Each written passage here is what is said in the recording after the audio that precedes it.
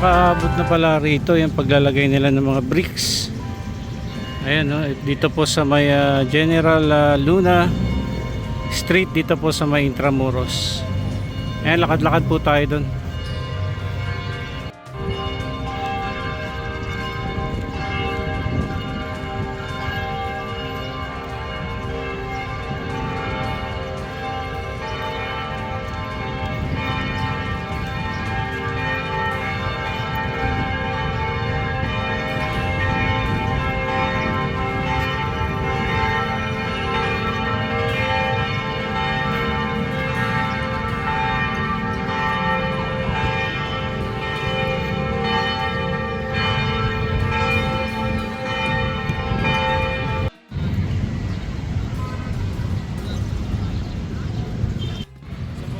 Ayan, good morning guys, Kayaron TV at nandito po tayo ngayon sa may Intramuros. Ayan, at maglakad-lakad tayo dito sa may General Luna Street dahil ito yung proyekto na gagawin pong pedestrian friendly and biking only itong street na ito.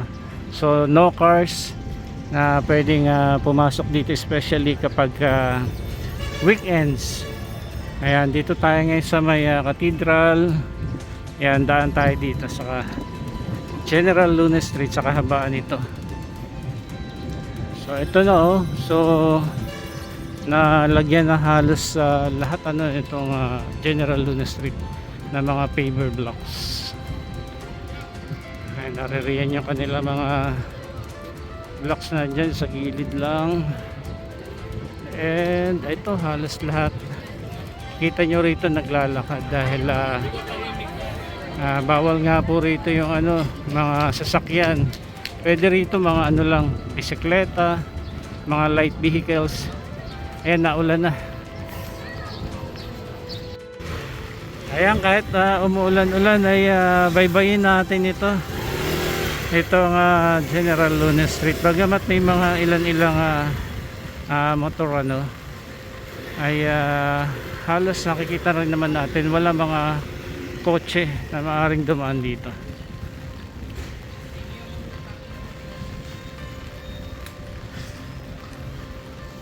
So isa sa magandang pasyalan ay dito sa Intramuros. Isa lamang sa mga nating nako-comment natin palagi dito, yung mga cable wires, mga electrical wires na ayan, mga spaghetti wires nandiyan nagsabitan, mga eyesore, knowing pa naman historical place yung area, mas maganda kung and hoping na maisatupad yung underground cabling na sinusulong po ni Senator Raffy Tulfo.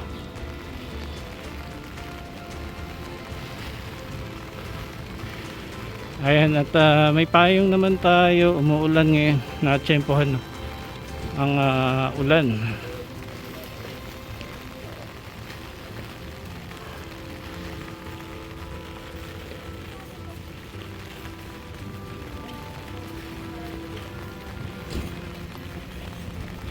Andito na tayo sa may Anda Street Ito Anda Street ito. So ito lang yung mga pwedeng daanan ng mga sasakyan. Pero itong kahabaan ng General Luna ay inilalaan para sa mga namamasyal at sa mga pedestrian only itong area na ito. Ganda ng area na ito, mga historical building na naririto, and marami din mga foreigner na namamasyal dito. Kapag Sunday may mga rito, may mga makikita tayo dito, mga nagtitinda dito, may mga tent dito.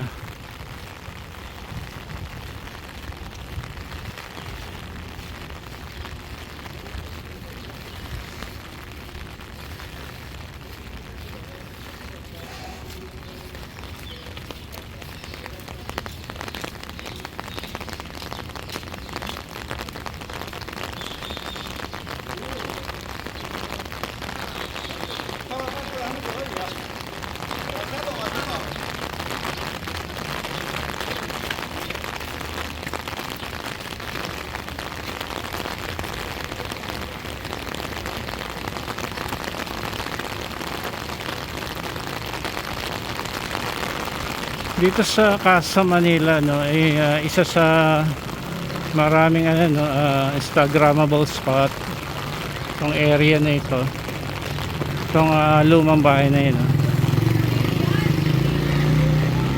Ayan. Meron dyang Casa Manila Museum, may mga cafe, no, and the restaurant. Tapos dito rin yung mga ano, bamboo bike na pinare-rent. Tapos ito yung ano, San Agustin Church. Ayan. Silong muna tayo.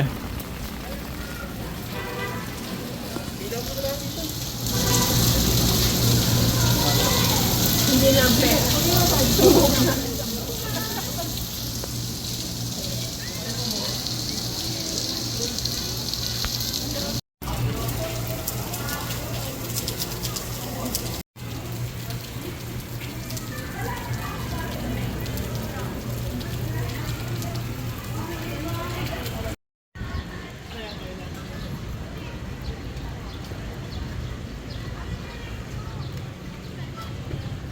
Ito yung San Agustin Church.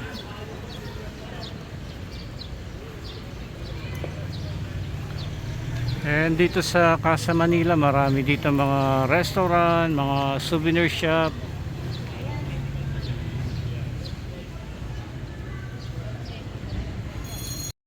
So yung mga sasakyan nandiyan lamang sa mga intersection, sa mga crossing ano, na street. Pero dito sa kahabaan ng General Luna ay hindi po pinapayagan.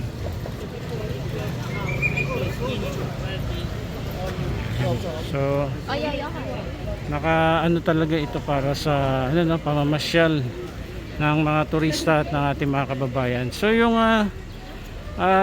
lumang kalsada, ito pa po, oh.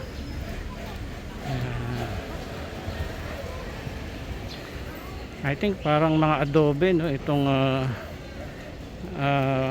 blocks na nilagay rito. Ito Barbaras, mga heritage restaurant, ano, Balay Pandesal. Ayan.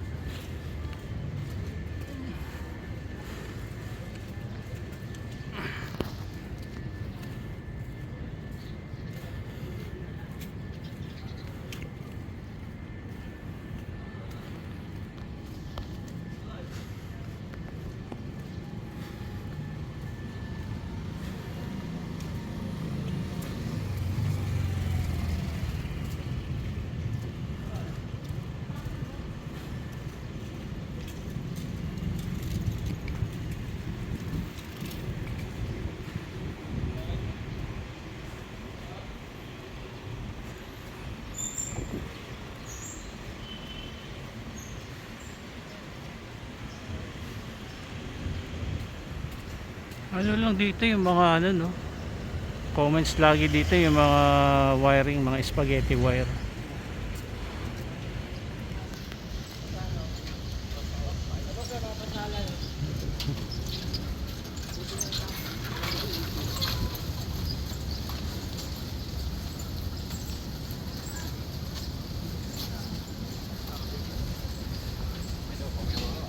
Hello.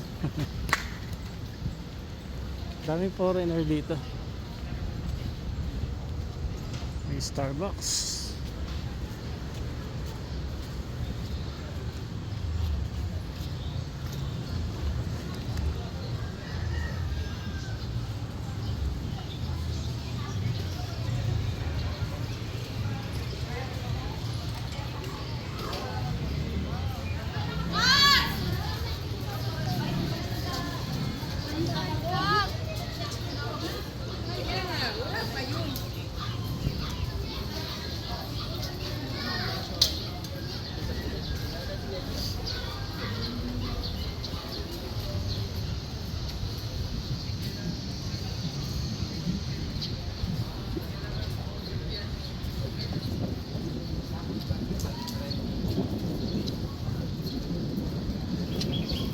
Red Cross. Dito pala ang Red Cross, oh.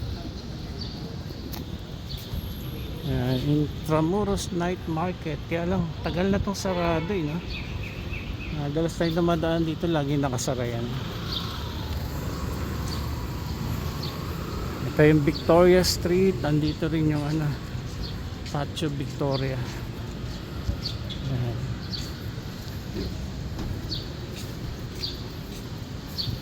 So dito may mga sasakyan, parang nakapark lang dito yan.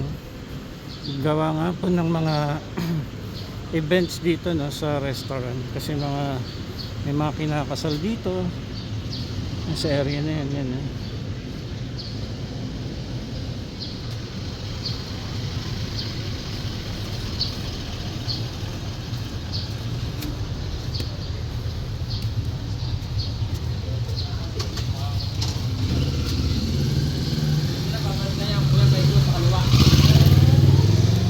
So during Saturday, Sunday, mas naghihigpit sila sa mga sasakyan, as much as possible.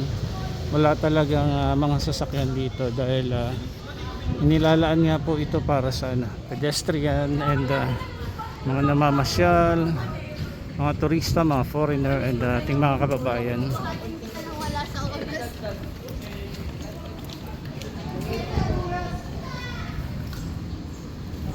So ito, ina-allow din po, yung mga pedicab, pwede po yan. Mga light vehicles. Ang ganda ng area. Kaya lang yung mga kable, mga eyesore, maganda sana kung nasa ilalim ng lupa, underground cabling.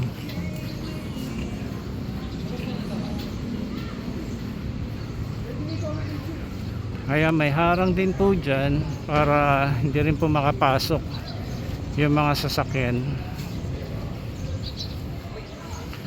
So paglabas po dito, ng Intramuros, Padre Burgos Street na po dyan. Malapit na rin dyan yung National Museum. Pwede na kayong pumunta ng Luneta Park, or pagpakaliwa naman kayo, pwede kayong pumunta ng City Hall ng Maynila. So mostly ito yung mga sasakyan dito lang.